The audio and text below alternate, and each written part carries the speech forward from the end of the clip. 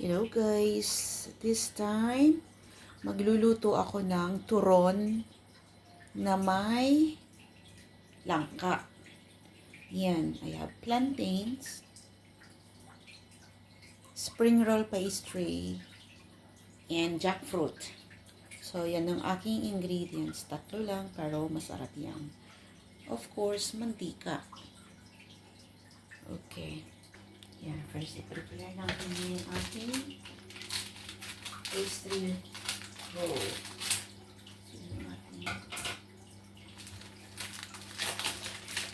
Maganda yung nabili ko kasi minsan ano to mahirap tanggal-tanggalin. Oops. So, ihiwalay muna natin sila. Hiwalay-hiwalay. Hihiwalay. Ano ba yan? Yan. Minsan pangit. Ayan. Ang ganda niya. Ang ganda guys ng aking nabiling pastry roll. Yan. Walay ko kasi para mas madali yung pag na nahiwa ko na yung saging, diretso ko na siyang ibabalot.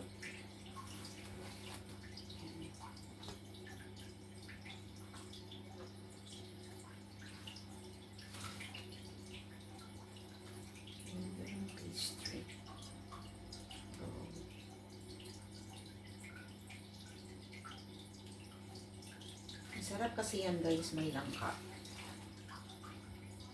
Ay, hindi mo na kailangan lagyan ng sugar. Pero ako naman kahit walang langka, hindi ko siya nilalagay ng sugar.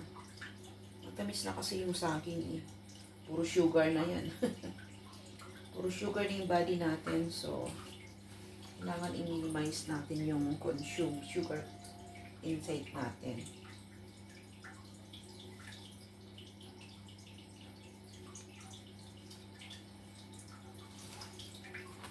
Pastry. Ang bilis. Madali lang siya tanggalin. Tapos, bago to siguro. Alam mo kasi pag matagal na yung pastry, hirap yun. So, ilan na ba yun? 1, 2, 3, 4, 5, 6, 7, 8, 9. 10 lang yung gagawin ko. Oh no, 12 pala. 12. Ba yun? 12 pala. So, 9 na yun. 10.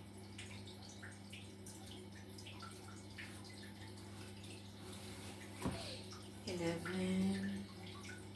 12 lang kasi dalawa lang yun. Meron pa naman akong ibang saging kaya lang baon ko yan for tomorrow. Ayan, 12. Yan guys, nahiwalay ko na yung pastry. So, ngayon naman guys ay balatan natin yung saging.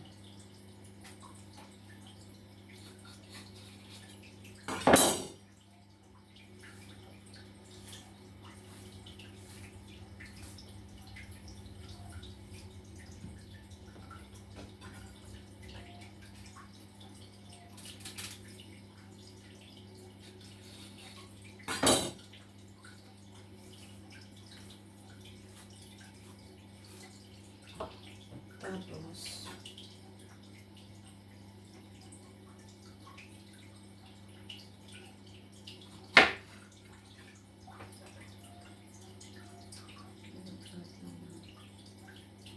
hindi masyadong makapal. Ganyan lang siya guys. So, 4 na slices ko yung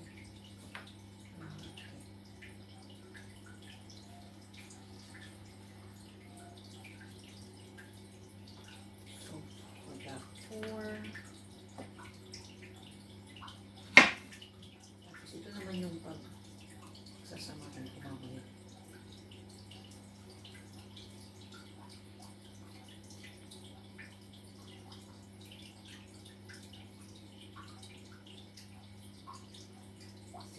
Masarap siya pag yung hindi masyadong makapal yung naluluto din siya. Naluluto.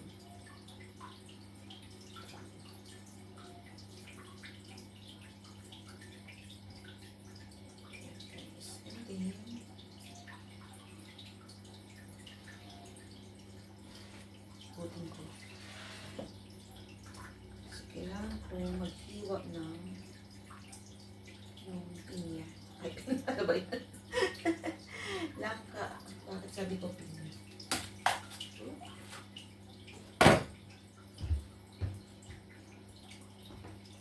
Tapos yung langka, guys. Kung maliliit lang yun.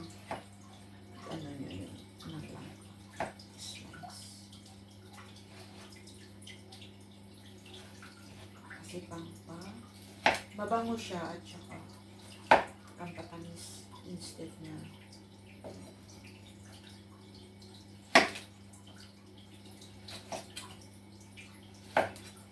Ngayon, ayan lang yung aking ingredients. Ibalot na natin siya. Okay.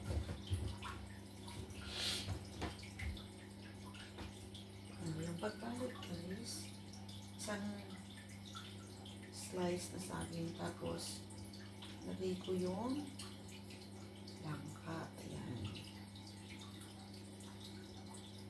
Tapos kailangan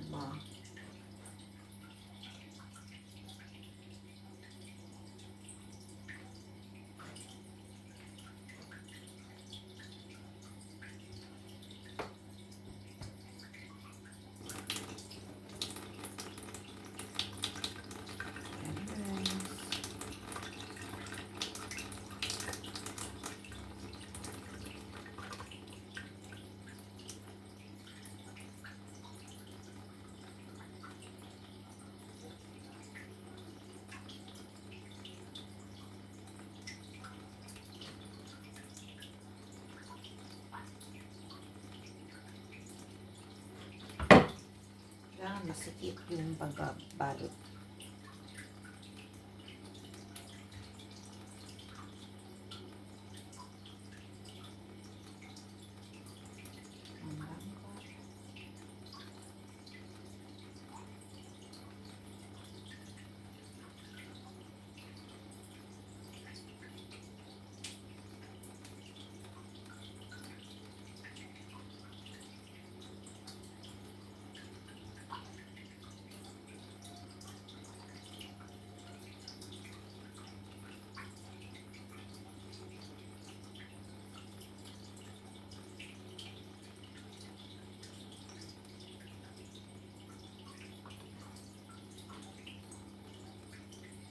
Silang pala nalagay ko dun siya.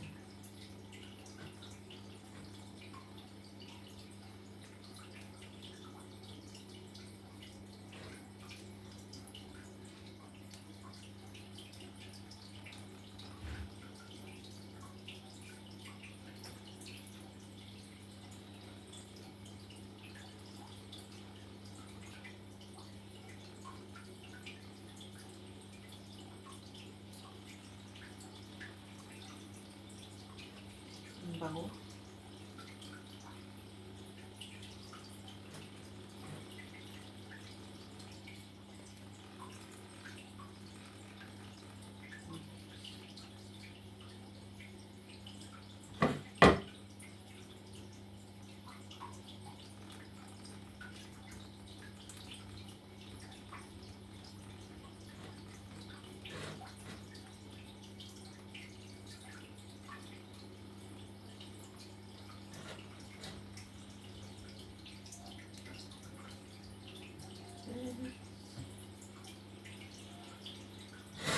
Kulang pa pala yung langka na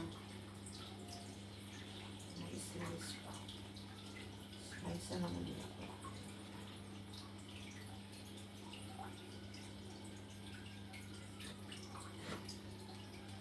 Diba manipis?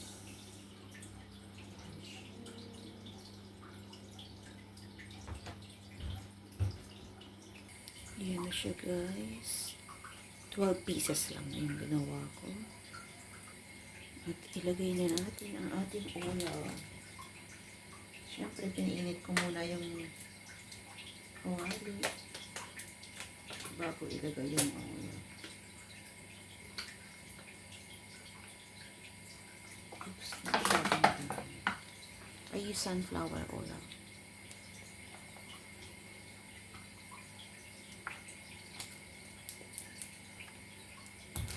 Oops.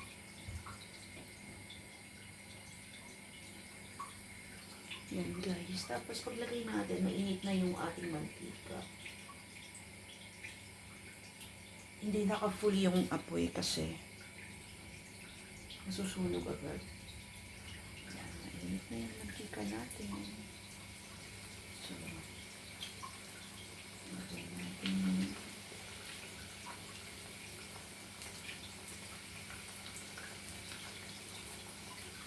Ayan.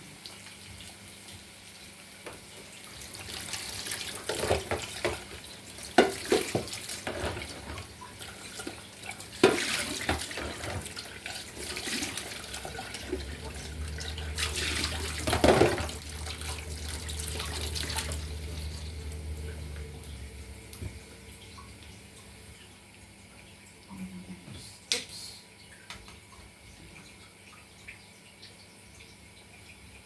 Hindi malakas yung apoy kaya hindi siya, kasi pag malakas yung apoy masusunog agad yung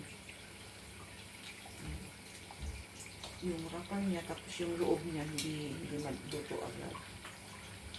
So